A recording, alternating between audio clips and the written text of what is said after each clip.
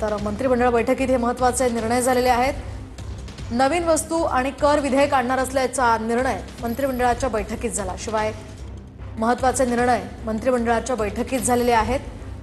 सार्वजनिक क्षेत्रातील कंपन्यांसाठी सुधारणा विधेयक आणणार असल्याचंही या ठिकाणी कळतंय।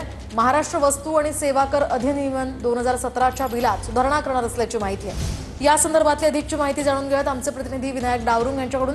विनायक, काय सांगाल, मंत्रिमंडळाच्या बैठकीत नेमके कोणकोणते विषय पारित करण्यात आले, कोणकोणते निर्णय झाले?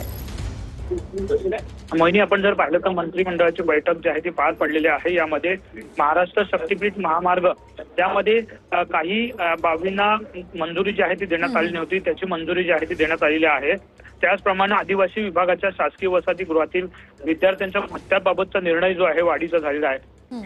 कोयना धरणाच्या विद्युतीकरणाच्या प्रकल्पाला सुधारित मान्यता जी आहे ती दिलेली आहे। महत्वपूर्ण आपण जर पाहिलं तर महाराष्ट्र वस्तू सेवा कर 2017 यामध्ये सुधारणा करून आगामी अधिवेशनामध्ये नवीन वस्तू सेवा कर जो आहे तो आणला जाणार आहे। त्याबाबत सुद्धा निर्णय आजच्या कॅबिनेट बैठकीमध्ये घेतलेला आपल्याला पाहायला मिळाला।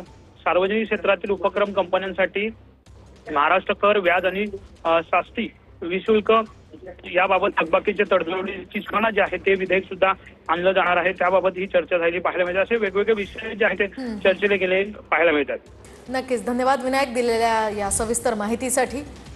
हे महत्त्वाचे विषय आणि महत्त्वाचे निर्णय मंत्रिमंडळाच्या बैठकीत आज घेण्यात आलेले आहेत।